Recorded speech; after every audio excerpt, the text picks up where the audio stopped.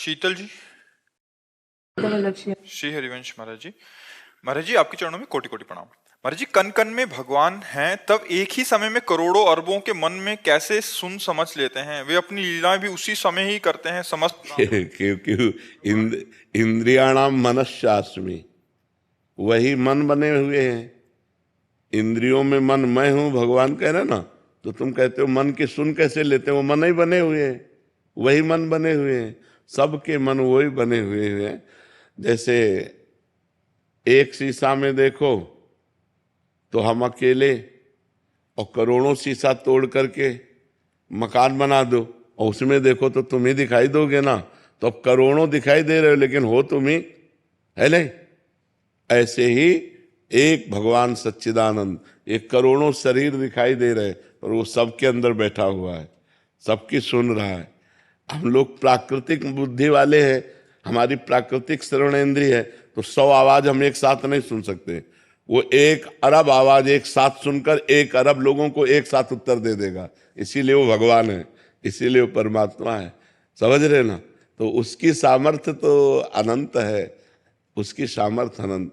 वो अंगुली से सुन सकते हैं, जबकि अंगुली में श्रवणेंद्रिय थोड़ी तो ज्ञेंद्रिय है।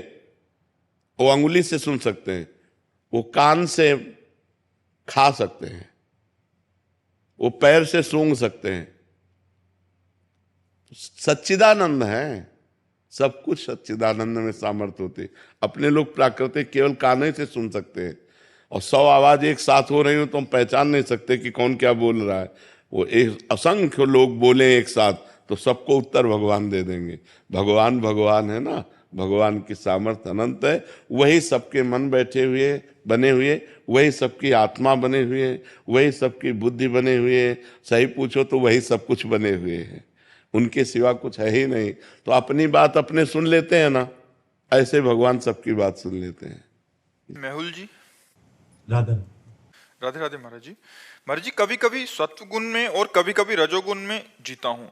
जब भोग भोगता हूँ तो मजा आता है, फिर अफसोस होता है सब बर्बादी कर दी। सतोगुण में रहने के लिए ज्यादा से ज्यादा मैं क्या करूँ महाराज जी? वैसे भोगों में मजा आता है मुझे तो, ये बात बस जैसे नशे में आदमी शराबी नाली में पड़ा मजा लेता है, उसको मजा लगता है। लेकिन देखो ना कितनी घृणित दशा होती शराबी पुरुष की। ऐसे ही वासना का नशा चढ़ गया है, वासना का नशा। इसलिए नहीं उल्टी हो जाए, तुम जिसे मजा कहते हो वमन हो जाए। अपवित्र बुद्धि है, अपवित्र मन है, इसलिए ऐसा अनुभव हो रहा। ऐसा सबको अनुभव होता है, तुम्हें ही नहीं। जब अपवित्र मन होता है, अपवित्र बुद्धि होती तो, नहीं तो ऐसे छी, अंदर से ऐसी घृणा हो जाएगी, छी नहीं अब कछुनाथ न चाहे मोरे प्रभु। अब ये गलत मार्ग, ये विषय भोग, ये संसार के सुख नहीं, अब मुझे आप अपना सुख प्रदान करें। जब पवित्र बुद्धि हो जाएगी, अपवित्र मलिन बुद्धि में तो फिर ये सब अच्छा है। फिर अफसोस भी तो होता है बाबा जी कि ये गलत टाइम वेस्ट कर दिया। हाँ, ये उत्तम बात है। अभी पूरी पवित्र बुद्धि नहीं हुई है। जब पूरी पवित्र हो जाएगी तो पहले ही जो थोड़ा पवित्र होती है और ज्यादा अपवित्र होती है तो वो बाद में पश्चाताप करती है। भोग के समय तो सहयोग कर देगी और इसके बाद पश्चाताप करेगी, यार ऐसा क्यों किया। और जो ज्यादा पवित्र होती है, कम अपवित्र होती है, तो भोग की लालसा तो हुई पर वो पहले ही काट देगी, पहले ही उसमें निरर्थक भाव ले आएगी कि यार इसके पहले ले आवे तो काम बन गया। अब पीटने के बाद फिर ज्ञान उपदेश हो तो फायदा क्या हो गया। माया ने पीट दिया, अब बाद में उपदेश हो रहा, यार ये समय बर्बाद गया, ये व्यर्थ की वासना बढ़ रही है, व्यर्थ का अनुभव बढ़ रहा है संसार सुख का, ये तो बहुत गलत है। पवित्र बुद्धि तो इससे नाम जप बढ़ाओ, जितना नाम जब बढ़ाओगे उतनी बुद्धि पवित्र होती जाएगी। और पवित्र बुद्धि का लक्षण उसे रमा विलास राम अनुरागी तजत बमन जिम जन बड़भागी। वो बड़भागी भगवान के भक्त जन लक्ष्मी के वैभव विलास को वमन की तरह त्याग देते हैं। कितने दिन का है, कितने दिन का है। अभी शरीर छूट जाए तो क्या है आपके पास? जो भजन किया, जो भगवान का चिंतन किया, जो अच्छे कर्म किए, जो बुरे कर्म किए, वही वो है आपके पास। तो अच्छे कर्म करो, नाम जप करो और भोगों को धर्म के लिए भोगो। अब जैसे आपकी पत्नी है, अब आप परमार्थ पे चल रहे हो और उसकी इच्छा है, तो भगवान को प्रणाम करके भगवान का चिंतन करते हुए कि यद्यपि इसमें सुख नहीं है पर वो अर्धांगिनी है, उसकी इच्छा पूर्ति के लिए हम ऐसा कर्म कर रहे हैं, बगैर इसमें कोई तत्व नहीं, तो आप कर्म भी हो गया और आप फंसे भी नहीं, क्योंकि आपकी रुचि नहीं है। ऐसे भोगों को धर्मयुक्त भोगने से भगवान की तरफ हम बढ़ सकते हैं। नहीं तो प्रायः पूरा संसार, कोई बिरला ही एक दो ऐसा होगा जो इन भोगों में अरुचि करके निकल पावे। नहीं तो कोई भोग रहा है रुचि पूर्वक, और कोई रुचि है पर भोग नहीं मिल रहा है। कोई रुचि है पर भोग इसलिए नहीं भोग रहा कि हमें भगवान की प्राप्ति करनी, पर रुचि है। कोई विरला ऐसा होगा जिसकी भोगों में रुचि नहीं है और भगवान प्रिय लग रहे हैं। इसलिए नाम जप करो और आगे बढ़ो। वेदिका सिंह जी। जी, श्री हरिवंश महाराज जी। महाराज जी, आपने तो शिव जी को देखा है महाराज जी, वो कैसे दिखते हैं महाराज जी? बेटे को देख ले तो बाप का अनुमान लग जाता है कि नहीं लग जाता है? बेटे को देख, अब बाप की पूरी आकृति का, वो तो सच्चिदानंद है, चिदानंद शिवोहम है, वो तो साक्षात भगवान है। तो अब भगवान को अगर देखना है तो उनके बेटे भक्त को देख लो। भगवान को देखना है तो उनके बेटे भक्त होते हैं। आप देखो, वो कर्पूर गौरम है तो थोड़ा जैसे, अरे उनकी जटा बहुत बड़ी है, हमारी थोड़ी छोटी है लेकिन है उन्हीं के बच्चे, हम उन्हीं के शरणागत हैं, उन्हीं के दास हैं। तो भगवान शिव जो है जैसे दिखते हैं वैसे हमारी वाणी में सामर्थ्य नहीं कि हम उनको बता सकें। अपार सौंदर्य समुद्र है, सुंदरता के समुद्र हैं भगवान शिव। भगवान का एक रुद्र का भयंकर रूप है और एक बहुत सुंदर रूप है, बहुत सुंदर रूप। कर्पूर गौरम करुणा अवतार, साक्षात करुणा वपु गौर वर्ण। अब उनका क्या वर्णन करे, वो तो जो देखे। अब नेत्रों ने देखा तो इनके वाणी नहीं है, और वाणी बोलती इसने देखा नहीं, बड़ा अंतराय हो जाता है। अच्छा, शब्द जितने शब्दकोश में सब प्राकृतिक हैं और वो चिदानंद है, तो चिदानंद को प्राकृतिक कोश में कैसे बदला जा सकता है? बस ये है, नाम जप करो, वो कभी कृपा करें तो अनुभव करा दे कि वो कैसे हैं। बकाया वो बहुत सुंदर है, बहुत मनमोहक है, बहुत आनंदमय है। मन नाच पड़ता है जब उनका थोड़ा भी भाव आता है तो मन नाच पड़ता है, इतने आनंद में भगवान शिव। महाराज जी तो बहुत क्यूट होंगे। बहुत क्यूट होंगे वो तो। हाँ, बहुत क्यूट है बहुत क्यूट है, बहुत क्यूट है। क्यूट वाले सुंदर होता है। प्यारा प्यारा। अच्छा, हाँ, तो उनका नाम ही है भोले बाबा बहुत भोले है, बहुत भोले। शिव ठाकरे जी, महाराष्ट्र से। जी, राधे राधे राधे स्वामी जी। महाराज जी, आपके सारे वीडियोस हमें काफी प्रेरित करते हैं। महाराज जी, मेरा सवाल है कि प्रेम की सही व्याख्या कौन सी है? प्रतिक्षण वर्धमानम, प्रेम प्रतिक्षण वर्धमान रहता है। कामना रहितम, किंचन मात्र कामना नहीं रहती। सूक्ष्मतरम, वो बुद्धि के द्वारा समझा नहीं जा सकता। अत्यंत सूक्ष्म अनुभव स्वरूपम, वो स्वयं से अनुभव किया जा सकता है। तो जब हम भगवान का नाम जप करते हैं और पाप आचरणों का त्याग करते हैं और भगवान की लीला कथा सुनते हैं, भगवान के संतों से अनुराग करते हैं, तो हमारे हृदय में भगवान का प्रेम जागृत होता है। कोई भी द्वंद्व उसको प्रभावित नहीं कर सकता जिसके हृदय में प्रेम जागृत हो जाता है। जैसे मान अपमान, लाभ हानि, सुख दुख, वो निर्मोह होता है, उसके अंदर कभी मोह नहीं जागृत हो सकता, क्योंकि भगवत प्रेमी है। सबकी ममता ताग बटोरी, मम पद मनहि बांध बर डोरी। वो कहीं ममता नहीं करता, कहीं मोह नहीं करता, वो मान रहित होता। सबहि मान प्रद आप अमानी, वो स्वयं अपने में मानहीनता और दूसरों को मान प्रदान करना, ऐसा उसका स्वभाव बन जाता है। और वो संगजित होता है, किसी का भी प्रभाव उसके ऊपर नहीं पड़ेगा। कामिनी, नाना प्रकार की संपत्ति, नाना प्रकार की प्रशंसा, मान प्रतिष्ठा, इसका कोई भी नहीं। जित संग दोषा होता है, उसके अंदर किसी भी दोष का प्रभाव नहीं जागृत हो सकता। जैसे भुने हुए चने को कितना भी आप खाद पानी लगा के बो दो, कभी जगेगा नहीं। ऐसे वो जिसके हृदय में प्रेम जागृत हो जाता है, वो विनिवृत्त कामा, समस्त कामनाएं उसकी शांत हो जाती हैं। कभी उसमें काम आदि दोष स्फुरित नहीं हो सकते। कोई भी द्वंद्व उसको प्रभावित नहीं कर सकता, सुख दुख में समान भाव रखता है। ऐसा महान सहनशील जो प्रेमी जन है वही भगवान को अपने अधीन कर लेता है। तो प्रेम है सूक्ष्मतरम, अनुभव स्वरूपम, प्रतिक्षण वर्धमानम और कामना रहितम। कोई भी कामना नहीं रहती जिसके हृदय में, उसके हृदय में प्रेम जागृत होता है। समझ पा रहे हो? ममता, स्नेह, कामना, आसक्ति, राग, इन सब का संसार से नाश हो जाता है। एकमात्र भगवान में ममता, एकमात्र स्नेह भगवान में, एकमात्र आसक्ति भगवान में, एकमात्र चाहत भगवान की, ये प्रेम का स्वरूप है। सोमानंद जी, दंडवत शेरवंश महाराज जी, महाराज जी आप कह रहे थे कि आप पहले फोर्स में थे, फिर बाद में संन्यास लिया इन्होंने, पर बहुत देर से आपकी कथा सत्संग सुनता हूँ, आपकी कथा से मैंने हर समस्या का समाधान पाया है। महाराज जी केवल आपका धन्यवाद करना चाह रहे थे। बहुत कृपा, बहुत कृपा। आप संतों की कृपा से ही जो कुछ वाणी निकलती है वो संत कृपा से ही निकलती है। सानंद कुमार जी, गोरखपुर। राधे राधे महाराज जी। महाराज जी संपूर्ण सृष्टि की रचना ईश्वर द्वारा की गई है और सब कुछ पूर्व निर्धारित है। पहले इसको यहाँ समझ लेना, संपूर्ण सृष्टि की रचना ईश्वर ने की और स्वयं ईश्वर ही संपूर्ण सृष्टि बना। ये बात समझ रहे हो? संपूर्ण सृष्टि की रचना करने वाला भी वही और जो रचना की गई वो भी वही बना हुआ है, दूसरा कोई नहीं है।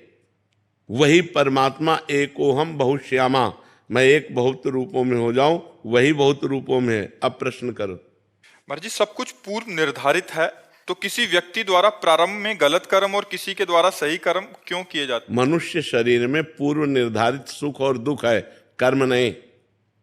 कर्म निर्धारित नहीं है। जो हमने पूर्व में पाप कर्म किए और जो पूर्व में पुण्य कर्म किए, उसके मिश्रण से हमारे शरीर की रचना हुई। तो हमको कभी पाप का फल दुख मिलेगा, कभी पुण्य का फल सुख मिलेगा। लेकिन नवीन जो कर्म हो रहे हैं वो पूर्व प्रारब्ध से नहीं हो रहे, वो हमारी बुद्धि की मलिनता से हो रहे हैं, हमारे मन की चंचलता से हो रहे हैं। इनको पुनः आगे चलकर भोगना पड़ेगा। समझ पा रहे हो?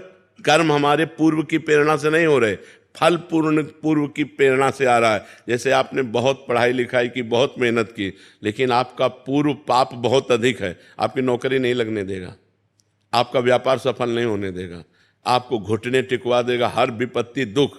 तब आप कहोगे मैं तो इतनी मेहनत करता हूं। कर्म आपने बहुत अच्छे किए अभी, लेकिन पूर्व का पाप आपका बहुत बलवान, इसलिए आपको उठने नहीं दे रहा। और कुछ ऐसे हैं जिनके ज्यादा दिमाग भी नहीं है, जो ज्यादा प्रयत्न भी नहीं कर रहे और पाप आचरण भी कर रहे हैं, लेकिन उनकी उन्नति होती चली जा रही है। वो पूर्व का पुण्य उनका साथ दे रहा है। अभी का कर्म आगे उनको भोगना पड़ेगा। जो पूर्व का पुण्य है वो उनका उत्थान कर रहा है। बात समझ पा रहे हो जी? महाराज जी आप कह रहे हैं कि हस्त मैथुन की 17 साल के हैं और कितना भी सुन लो, फिर बाद में कितना भजन करता हूँ और उसके बाद फिर वहीं गिर जाता हूँ। महाराज जी उसे ये ऐसा वायरस है कि इसकी अभी तक वो नहीं बनी वैक्सीन इस वायरस की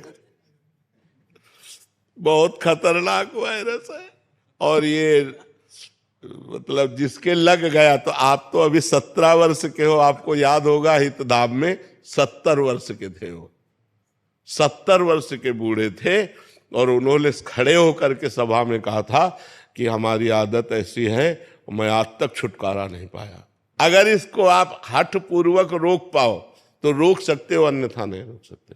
अन्यथा तो जब आवेश आएगा तो फिर आप अपने सब धर्म कर्म भूल जाएंगे और आपसे गलत आचरण बन जाएगा। ये बहुत खतरनाक आदत है। भगवान बचावे, भगवान बचावे, नहीं तो सोते सोते हो जाएगा। महाराज जी ये कहते हैं कि कलयुग का प्रभाव है, मतलब ऐसा होता है? नहीं, युग का प्रभाव अगर हो तो फिर साधु महात्मा कोई भजन कर ही न पावे। युग में तो कलयुग समयुग आन नहीं, जो नर कर विश्वास, गाय राम गुण गण विमल भव बिन तरई प्रयास। बिना प्रयास के संसार समुद्र से पार करने की सामर्थ्य कलयुग में है, यदि भगवान का नाम जप किया जाए। कलयुग समयुग आन नहीं, जो नर कर विश्वास। कह रहे हमारी बात पे विश्वास कर लो, कलयुग के समान महान कोई युग भी नहीं है। हाँ, थोड़े समय के भजन से भगवान की प्राप्ति करा देता है। अब गलत आचरण करो, कलयुग को हस्त मैथुन करो, तुम और दोष देव कलयुग। यार मतलब गजब की बात है। बेचारा कलयुग भी सोच रहा होगा कि ये हमारे राज्य में हमको क्यों थोप रहे हैं। अरे गलत तुम करो, कहते जो सब कलयुग कर रहा है, ऐसा नहीं यार, थोड़ा हमें सुधरना। लोगों की दृष्टि ऐसी बन गई है महाराज जी, जैसे कोई बच्चियां पढ़ने जाते हैं स्कूलों में तो बड़े बड़े लोगों की दृष्टि खराब होती जा रही है महाराज जी। भजन न करेंगे तो बैठे करेंगे कब? आजकल के जो मनुष्य हैं उनकी ऐसी बुद्धि गिरती जा रही है कि अगर कोई लड़की को छेड़ रहा तो वीडियो बना सकते हैं, लेकिन वो बचा नहीं सकते। मतलब कोई भी घटना घट रही है, मतलब ये बड़ी समस्या आ रही है हमारे समाज में कि वीडियो तो उसकी बन जाएगी, आपको वीडियो मिल जाएगी, लेकिन वो जहां बचाना चाहिए वहां, हाँ वीडियो तो कोई खास बात नहीं, खास बात उस बच्ची को बचाओ, खास बात है उस आदमी को बचाओ जो संकट में पड़ा हुआ है। तो ये अध्यात्म के बिना ये ज्ञान नहीं आता है। अब अध्यात्म तो ना जवान स्वीकार कर रहे हैं ना बूढ़े स्वीकार कर रहे हैं, तो इसीलिए भजन करना चाहिए। मनीष जी गया बिहार से। राधे राधे महाराज जी। महाराज जी, मनुष्य का प्रारब्ध उसके कर्मों का फल है, किंतु राष्ट्र का प्रारब्ध नियति द्वारा तय होता है या उसमें रहने वाले लोगों के कर्मों का? सब कर्मों का, सबके अलग अलग कर्म जब एकत्रित होते हैं, जैसे एक प्रांत के कर्म का अब परिणाम एक साथ भोगना है तो मिसाइल गिरेगी, पूरा प्रांत नष्ट हो जाएगा, क्योंकि वहाँ उस समय अब जैसे 20 आदमी मरने हैं यहाँ, तो अलग अलग प्रांत से 20 आकर एकत्रित हुए, एक साथ मरना है, वो एक साथ मारे जाएंगे। उन सब का प्रारब्ध को उपस्थित, बिना मृत्यु स्थान और मृत्यु समय तय हुए कोई मार नहीं सकता। जैसे हमारा मृत्यु स्थान तय है कि हमको वहां जाके मरना है, और मृत्यु समय तय है, और मृत्यु का कारण तय है कि इस निमित्त से इस समय इस स्थान पर इस जीव की मृत्यु होगी, वैसे ही विधान बन जाएगा और वैसे ही मृत्यु हो जाएगी। समझ पा रहे हैं? तो जीव का प्रारब्ध जब बहुत जीवों का एक जैसा एकत्रित होता है तो फिर वैसे ही प्रांत के प्रांत को दुख प्राप्त होता है। जैसे पूरे विश्व का प्रारब्ध एक जैसा एकत्रित हुआ तो कोरोना आ गया, हर देश हर प्रांत में लाखों लोगों को मार गया ना, तो पूरे विश्व का प्रारब्ध एक हो गया उस समय, विश्व का प्रारब्ध।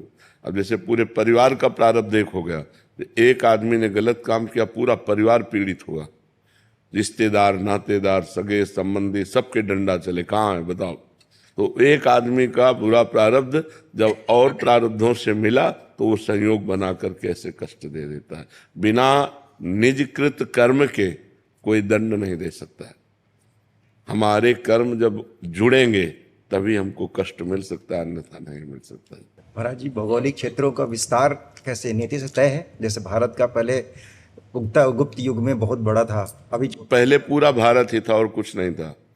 अजनाब खंड कहते थे, चक्रवर्ती सम्राट जहां से सूर्योदय होता है जहां से सूर्यास्त होता है, एक देश था केवल।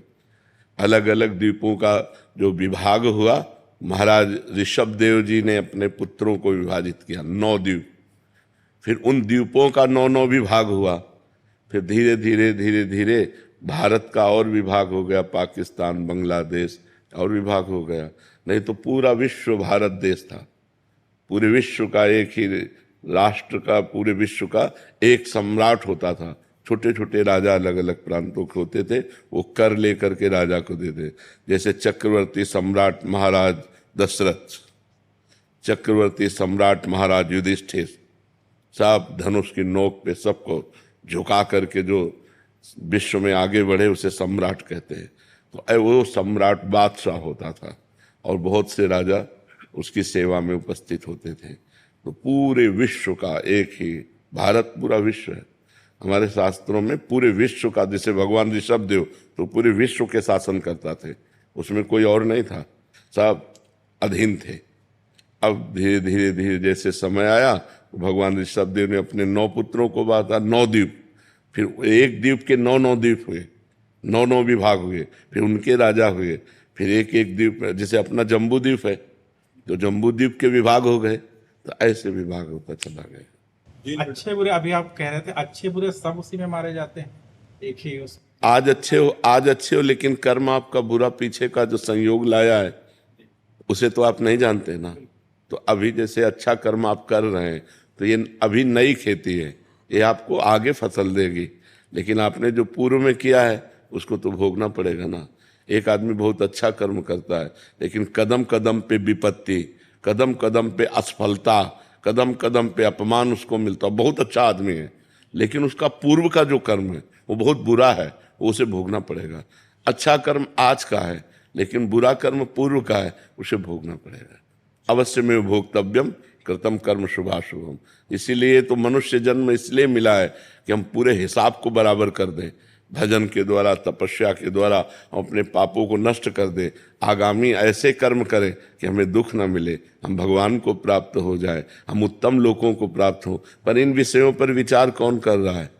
इस समय तो वर्तमान में धन चाहिए, भोग चाहिए, मनोरंजन चाहिए, चाहे जैसे हो, पाप कर्म से हो या पुण्य कर्म से, इससे कोई मतलब नहीं रह गया। आज के समाज को केवल धन चाहिए, धन चाहिए, नशा चाहिए, भोग चाहिए, मनमानी आचरण चाहिए। कौन सोचता है कि आगे क्या होगा, आगे क्या होगा कौन सोचता है? तो ये सब भोग भोगना पड़ता है जी को। शरद जी अहमदाबाद से। राधे राधे महाराज जी। महाराज जी आप कह रहे हैं कि गृहस्थ जीवन में रहते हुए, कारोबार करते हुए क्या भगवत प्राप्ति संभव है? हाँ, जब नाम चलता रहे और पाप कर्म ना हो तो। ऐसा थोड़ी कि गृहस्थ को भगवत प्राप्ति नहीं होगी, गृहस्थ को भगवत प्राप्ति होगी, पर वो पाप कर्म नहीं होने चाहिए और नाम निरंतर चलना चाहिए। भगवान ने अर्जुन जी को आदेश किया, माम अनुस्मर युद्ध च सर्वदा सर्वकालेषु माम अनुस्मर, मेरा स्मरण हर समय करो और युद्ध च, जो अपना कर्तव्य कर्म है उसको करो, इससे भगवत प्राप्ति हो जाएगी। पाप कर्म होगा तो फिर भगवत प्राप्ति कैसे हो सकती है? पाप कर्म ना होने पावे, बेईमानी ना होने, व्यापार है तो ईमानदारी का सौदा होना चाहिए। 100 रुपया की चीज लाए हैं, 20 रुपया मुनाफा, 120 का देंगे, 5 रुपया कम नहीं करेंगे, बेईमानी करेंगे नहीं। 1 किलो की तौल है तो 1 किलो तौल के, ऐसे ईमानदारी से जो अगर भगवत प्राप्ति करनी है, क्योंकि सब कोई जानता मुनाफे के लिए व्यापार होता है, तो उचित मुनाफा ले ले और सही वस्तु दे दे और सही तौल दे दे और नाम जप करे तो व्यापार करते हुए भी भगवान की प्राप्ति हो जाएगी। अपना कर्तव्य अब घूस ले, बेईमानी करे तो फिर भगवान की प्राप्ति कैसे हो जाएगी? भगवान की प्राप्ति, भगवान सत्य है तो सत्य से चलना होगा तभी भगवान की प्राप्ति होगी, और सत्य पे चलना बड़ा कठिन है। लोग आजकल सत्य बोलना ही नहीं जान रहे, भूल गए कि सत्य भी बोला जाता है। झूठा ही झूठ, झूठा ही झूठ। मतलब जब से मोबाइल की सृष्टि हुई तब से हमें लगता है कि और झूठ पास वाली गली में है। बोले हम आगरे से बोल रहे हैं, आज तो नहीं मिल सकते तुझसे नहीं बोलते लोग, मोबाइल पास वाली गली पे है, लेकिन वो बोले हम तो इस समय आगरे में हैं, आज तो आपसे नहीं मिल सकते। 1 सेकंड में झूठ बोल गए। तो झूठ बोलना मोबाइल आदि से बहुत ज्यादा हो रहा है, और वैसे भी झूठ बोला जा रहा है। मतलब बात को बना लेना है, सत्य बोलने की कोई वार्ता नहीं रह गई, और नहीं असत्य संपातक पुंजा, झूठ बोलने जैसा पाप नहीं, लेकिन बहुत झूठ बोला जा रहा है। बहुत सावधानी रखनी चाहिए। गृहस्थी धर्म में ईमानदारी से, सत्यता से चलो तभी भगवान की प्राप्ति होगी, नहीं तो भगवान सत्य नारायण है। कैसे ऐसे झूठ बोलने से, बेईमानी करने से, पापाचरण करने से भगवान की थोड़ी प्राप्ति हो जाएगी? अंदर द्वंद चलता रहता है। नाम चलाओ अंदर अंदर तो द्वंद खत्म हो जाएगा। काम जो धन का लोभ है ना, इतना ऐसे पागल कर देता है। हाँ बिल्कुल पागल कर देता है। हाँ, अगर नाम जो भी करते हैं वो भी बहुत नाम चलाओ, नाम, फिर आप देखो भगवान का नाम चला के अंदर अंदर देखो, हर व्यवस्था सुधरती चली जाएगी, द्वंद खत्म होते चले जाएंगे।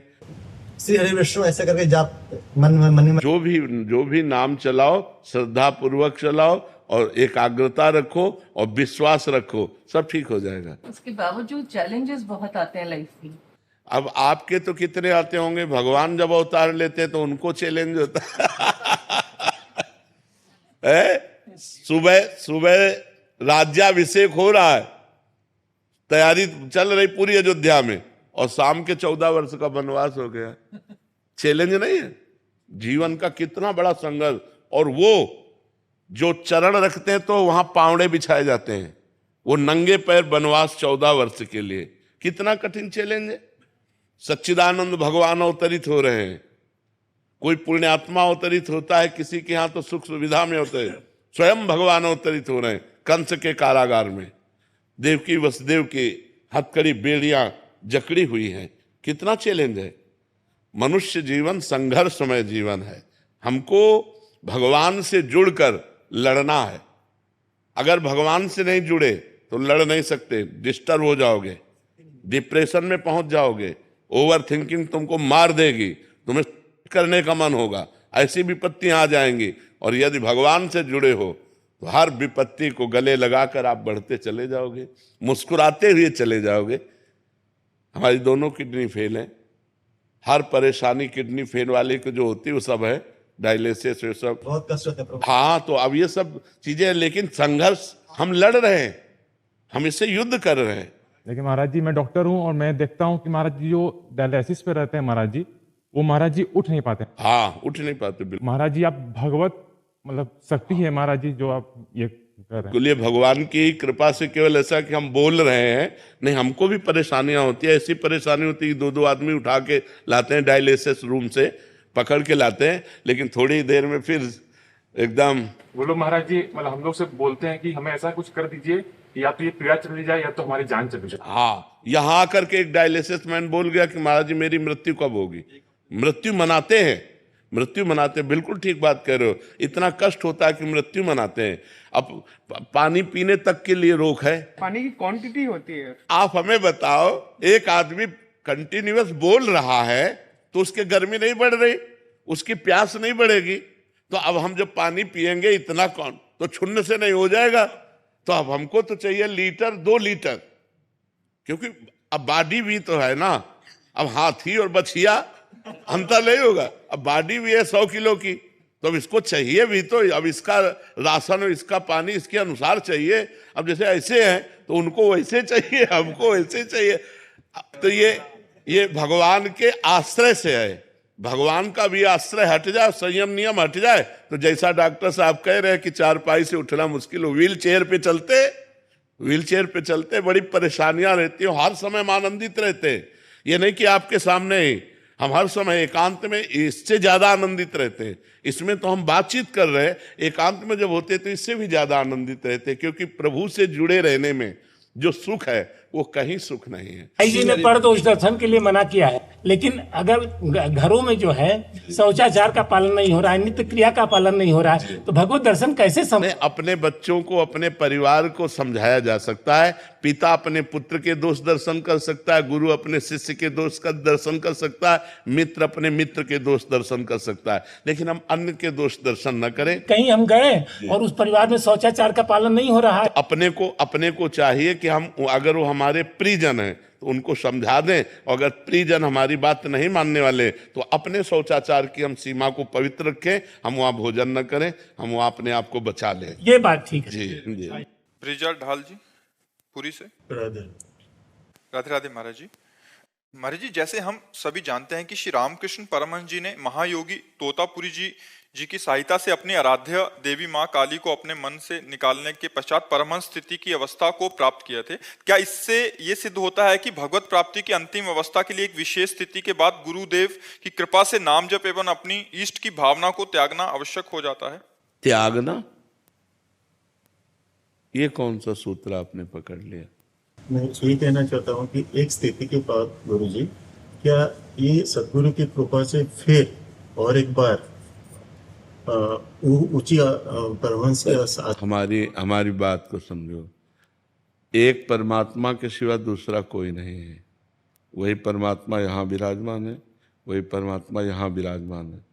अब हम उसको भूल गए। तो मानी संख्या गुरुदेव परमात्मा, गुरुर ब्रह्मा गुरुर विष्णु गुरुर्देव महेश्वरा गुरु साक्षात परब्रह्म तस्मै श्री गुरुवे नमः।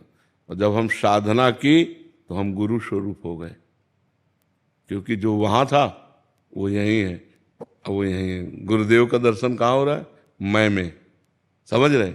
अब सब कुछ मैं में समा गया, क्योंकि वो एक है, वो एक है, सब खत्म हो गया। वो स्वयं ब्रह्म स्वरूप स्थित है, क्योंकि वो स्वयं था। मानी संख्या जैसे मानी संख्या मूर्ति भगवान है, और भजन करते करते करते जब भगवान का साक्षात्कार हुआ तो सामने से गायब हो गया सब कुछ। अब मूर्ति में भगवान नहीं, अब यहाँ भगवान देख रहे। मानी संख्या से सवाल हल होता है।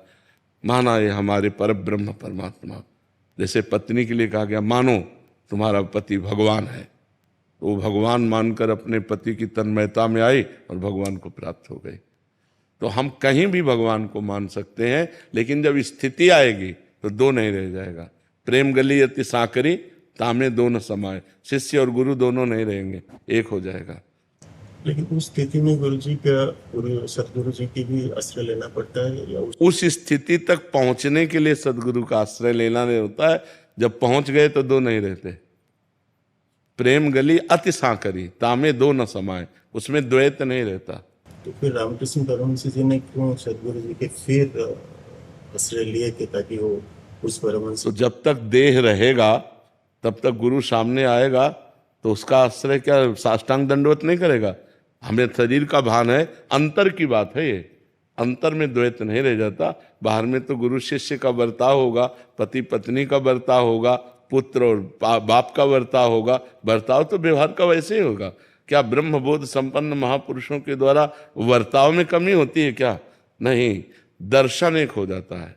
पंडिता समदर्शिना, न समवर्तिना नहीं, समदर्शिना। वो दर्शन में एक हो गया गुरु शिष्य। लेकिन व्यवहार में जब गुरुदेव आएंगे तो ये थोड़ी क्यों तो बैठा है कि अब तो हम ब्रह्म हो गए, अब क्या है? नहीं, उतर कर साष्टांग दंडवत और उनके दासत्व की भावना। द्वैत इतना भी नहीं है, इतना भी अंतर नहीं रह गया, लेकिन व्यवहार में वो ऐसे ही होगा। जैसे स्वयं पर ब्रह्म परमात्मा भगवान जब व्यवहार में अवतार लेते हैं राम जी, तो गुरु जी के आगे, वशिष्ठ जी के आगे कैसे बैठते हैं? विश्वामित्र जी के आगे कैसे बैठते हैं?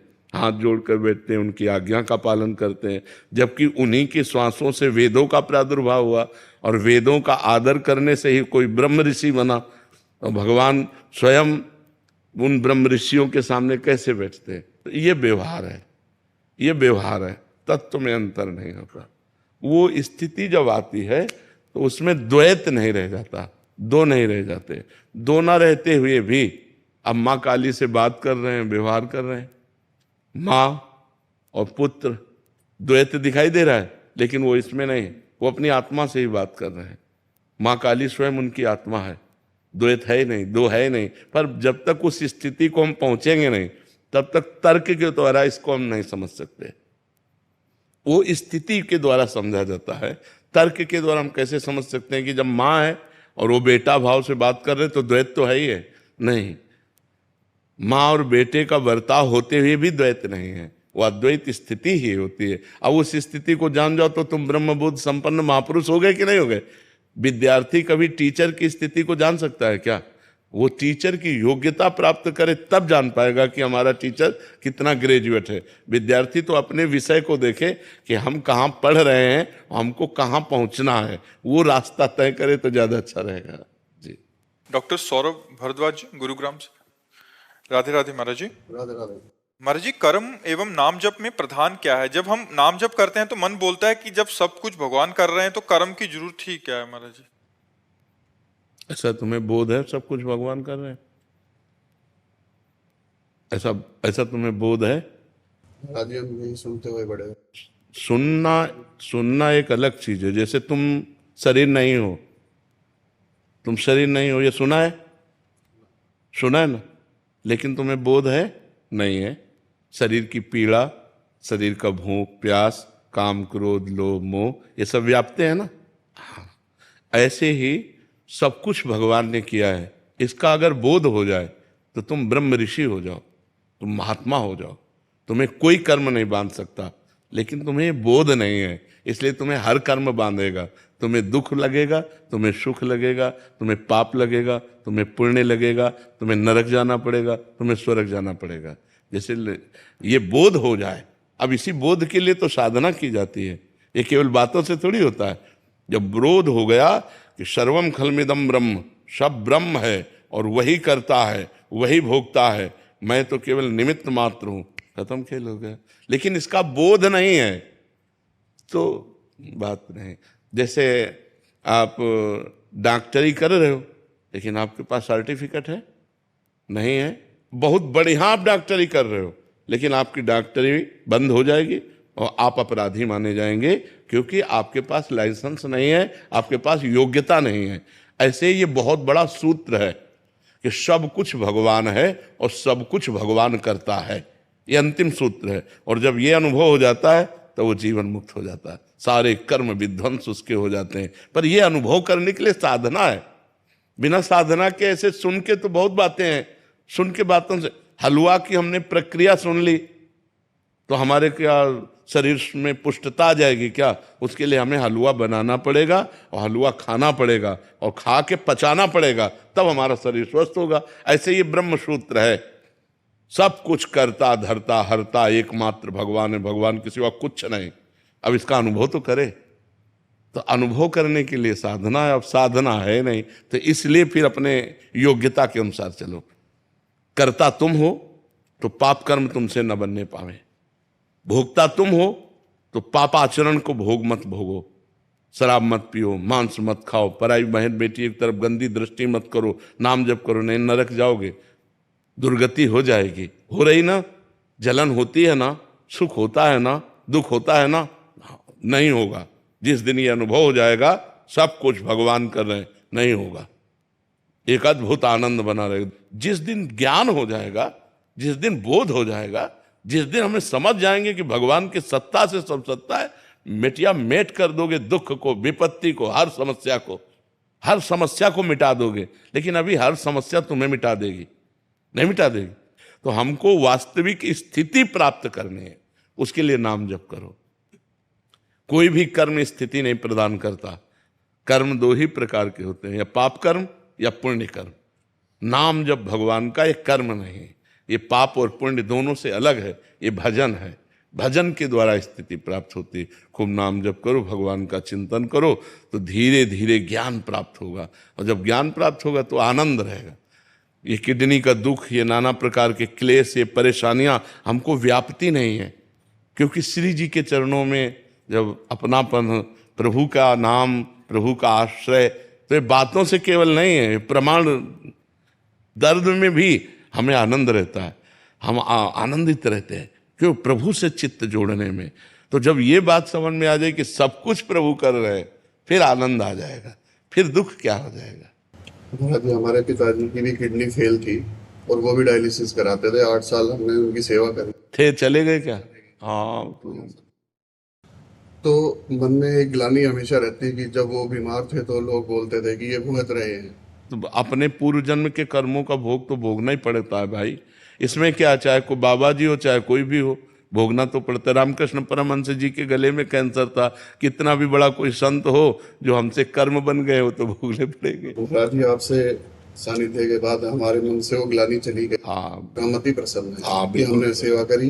हाँ बिल्कुल, और हम खुश हैं, जो हुआ अच्छा हो। हाँ बिल्कुल, यही बात आती रहेगी तो बहुत आनंदित रहोगे। जो हुआ अच्छा हुआ, जो होगा वो अच्छा होगा, अब मुझे चिंता नहीं करनी, ठीक है। शैलेंद्र जी राजस्थान से। श्री हरिवंश महाराज जी, महाराज जी आप कह रहे हैं कि एक सत्संग में आपके सुना था कि जो 1 करोड़ और 13 करोड़ का क्रम था वो सुना, और एक में सुना कि यदि हम अपने मन में राधा नाम लिखें, उसे पढ़ें, अंदर बोलें और सुने, तो ये 1000 बार राधा नाम बोलने के बराबर है। तो महाराज जी इस संख्या से हम क्या 1 करोड़ तक पहुंच जाएं? बहुत अच्छी बात है, आप प्रयास करके देखो, बहुत उत्तम बात है। ये तो घाटे का सौदा थोड़ी है, जितना करोगे उतना ही आपको लाभ मिलता चला जाएगा। पर लिख करके बार बार नाम, इसमें मन कम लगता है, थोड़ी देर लगेगा फिर भाग जाएगा, फिर आए। हाँ, इसमें कम लगता है, पर यदि इसे बार बार हटाकर लगाते रहोगे तो अगर 5-5 सेकंड ही लगता रहा तो हम काफ़ी धनी हो जाएंगे। नाम रूपी धन हमारे पास काफ़ी एकत्रित हो जाएगा। प्रयासरत रहो, प्रयास करते रहो, नहीं? हाँ, प्रयास करते रहो। फिर ये अभ्यास में जब आ जाएगा ना तो 5-7 सेकंड नहीं, हर समय। फिर वो बिना लिखे कोई मंत्र जाने ही नहीं देगा, वो पहले लिखेगा, हर मंत्र को लिखेगा, हर नाम को। ये बहुत बहुत पॉइंट की बात है, जो कोई समझ पावे कि अगर नाम जप करना है, मंत्र जप करना, अगर लिखते हुए नाम जप करो, जैसे राधा वही देखा और वही सुना और वही अंदर से बोला तो बहुत लाभ होगा। सैकड़ों माला चलाने का जो लाभ है ना, वो इसमें बहुत। यज्ञ 100 की और 1 माला जपा, राधा राधा राधा राधा राधा राधा, तो यज्ञानाम जप यज्ञोष में ये श्रेष्ठ हो गई। और राधा राधा राधा राधा 100 माला जपी ऐसे, ये उपांश कहते हैं। ये 100 माला और 1 माला हो गई। अंदर से अब जैसे जप रहे हैं तो 1000 माला राधा राधा, 100 माला उपांश और 1 माला मानसिक। इतना बड़ा प्रभाव है मानसिक का। और मानसिक में कहीं लिखते हुए फिर क्या कहना है, तो थोड़ा थोड़ा अभ्यास अगर हम करें तो हम लिखने से ज़्यादा धनी हो सकते हैं, नाम के धनी। और कहीं हमें चस्का लग गया मन को तो फिर वो हर नाम लिख के ही देखेगा, हर नाम लिख के ही चलेगा। अभ्यास करो, बहुत अच्छी बात है। महाराज जी को पता कैसे लगेगा 1 करोड़ हो गया है संख्या मेरी? हमें लगता है कि जैसे हम भोजन पाते हैं और हम छक जाते हैं, हमें कोई दूसरा नहीं बताता। ऐसे यदि हम बिना गिनती के खूब नाम जप करें तो जब हमारा काम हो जाएगा, हमारे पाप नष्ट हो जाएंगे, तो भगवान का दर्शन हो जाएगा, आनंद प्राप्त हो जाएगा, हमारी कामनाएं पूर्ण होने लगेंगी। कोशिश कर सकते हैं कि महाराज जी आप गिनो, श्यामा जो गिने मैं काउंट। ऐसे ही हम भी करते हैं हम भी नहीं गिनते, प्रभु के ऊपर छोड़ा कि गिनने का काम आप चलो, हम धुआंधार जपते हैं, है नहीं? हम जप रहे और गिनो आप, बस। ये 40-45 वर्ष हो गए इसी मार्ग में लगे, तो वो माला काउंटर की जरूरत नहीं पड़ती। नए आदमी को माला काउंटर जरूर पकड़ना चाहिए। ज़्यादा सिद्धगिरी दिखाने से जो हो रहा है वो भी छूट जाएगा, क्योंकि मन बहुत प्रपंची है ना, वो संसार में भाग करके जाएगा। अब जिसका अभ्यास बन गया है, अब जैसे श्वास लेना हमारा जीवन है, ऐसे भजन करना हमारा जीवन है। अब उसके लिए माला या काउंटर या कुछ, उसकी कोई जरूरत। नाम जब से भूत और भविष्य हम सुधार। हाँ, भूत के सारे पाप नष्ट हो जाएंगे और भविष्य मंगलमय हो जाएगा। और अगर नाम जब सही ढंग से हो गया तो भूत भविष्य सब गायब हो जाएगा, भगवान की प्राप्ति हो जाएगी। वर्तमान कैसे सुधारें? यही सुधर रहा है ना, जब हम राधा राधा बोल रहे हैं ना, तो वर्तमान भी हमारा सुधर रहा है, क्योंकि इस समय हम नाम जप कर रहे हैं ना, गलत आचरण तो नहीं कर रहे, तो वर्तमान हमारा सुधर रहा है। और इसी नाम जप से पूर्व के किए हुए पाप नष्ट हो जाएंगे, तो भूत पवित्र हो गया। और नाम जप वर्तमान में करते चले जा रहे हैं, तो हमारा जो भविष्य है ना, वो बड़ा मंगल में हो जाएगा, बड़ा आनंद में। कोई स्तुति स्रोत के 40 की आवश्यकता? अगर करे तो कोई बुरी बात नहीं है, ना करे तो जरूरी नहीं है। हाँ बिल्कुल, वर्तमान में बस नाम जप करता चला जाए। जय प्रकाश पांडे जी, बलिया से। राधे राधे। राधे राधे महाराज जी। महाराज जी, क्या गुरु के भाव देश में होने वाले लीला चिंतन में ही शिष्य का प्रवेश होता है, अथवा शिष्य और गुरु दोनों का लीला चिंतन भिन्न भिन्न होता है? नहीं, जो मंत्र मिलता है, जो उपासना मिलती है, वो एक ही इष्ट की तो होती है। जो जिस इष्ट में गुरु जी रमण कर रहे हैं, वही मंत्र और उपासना इष्ट देव शिष्य को देते हैं। अब शिष्य की क्षमता के अनुसार है, शिष्य कितना भजन करता है, कितना इष्ट प्रेम प्राप्त कर चुका है। अगर गुरु के समान इष्ट प्रेम प्राप्त हो गया है, तो गुरु के समान वो भाव देह प्राप्त करके अपने इष्ट की सेवा में, लीला में रहेगा। और अगर अब अभी नहीं है, तो केवल लीला चिंतन करने की चेष्टा करेगा, लीला गायन करेगा, लीला श्रवण करेगा, लीला चिंतन करेगा। लेकिन गुरु की तरह भाव देह से युक्त, जैसे तुम्हारे सामने बैठे हमें, तो अगर हमें कोई स्थिति प्राप्त है, तो ये बात शरीर ऐसे चेष्टा कर रहा है, लेकिन भावदेह में सहचरी स्वरूप से प्रिया प्रीतम के समीप है। अब इस बात को कैसे जाना जाएगा? तो वो स्थिति अगर शिष्य की है, तो जहाँ गुरु है वहीं वो पहुँच जाएगा, उसमें अंतराय नहीं है। अब गुरु और शिष्य का मन एक हो गया, तभी तो पूर्णता होगी। जब गुरु शिष्य का मन, तो गुरु के मन में स्फुरित हो रहा है कि श्री जी इस समय वन विहार कर रहे हैं, तो शिष्य के हृदय में स्फुरित होने लगा, श्री जी वन विहार कर रहे हैं। शिष्य कोई पद गा रहा है, मन एक है, गुरु जी उसी लीला में डूब गए। गुरु जी कोई पद गा रहे, शिष्य उसी लीला में डूब, क्योंकि शिष्य और गुरु कहने को दो हैं, अब एक मन वाले हो गए। मन एक हो गया ना, शिष्य ने अपना मन गुरु को दे दिया, गुरु का मन शिष्य का मन हो गया। अब तो जोई जोई प्यारो करे सोई मोई भावे। पर ये ऊंची स्थिति बहुत समर्पण के बाद आती है।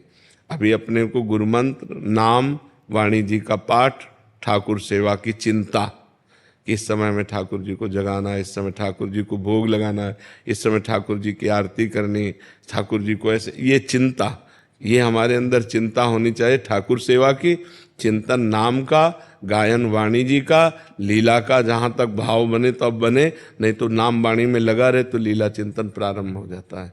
पर गुरु की स्थिति और शिष्य की स्थिति एक हो जाए तब लीला चिंतन एक होगा, तब तक भिन्न भिन्न होगा। जब एक स्थिति हो गई तो जो उधर चल रहा है वो उधर चल रहा है। नमन गर्ग जी, चंडीगढ़ से। राधे राधे महाराज जी। राधे राधे महाराज जी। महाराज जी, भगवत प्राप्ति के मार्ग पर चलने पर क्या संकेत मिलेगा जिससे हमें समझ आ सके कि हम सही मार्ग पर हैं महाराज जी? ममता रहित, कामना रहित, वासना रहित, भगवान की स्मृति में निरंतरता, थोड़ा भी स्मरण छूटने पर व्याकुलता, हर समय भगवत चिंतन की भूख, ये सब बढ़ जाती है। किसी से ममता नहीं रहती, विनिवृत्त कामा, कामनाएं शांत होने लगती है। हृदय में एक अव्यक्त आह्लाद होता है, आह्लाद के साथ एक उदासीनता भी होती है। अंदर आह्लाद है लेकिन बाहर कहीं मन नहीं लग रहा, कुछ अच्छा नहीं लग रहा। मन को दिखाओ कि क्या तुम्हें पसंद है, कुछ पसंद नहीं। भगवत चिंतन की एक तार वृत्ति जागरण करने की प्रबल लालसा, भजन न छूट जाए, भजन न छूट जाए, तो समझ लो कि हम भगवत मार्ग में चल रहे हैं।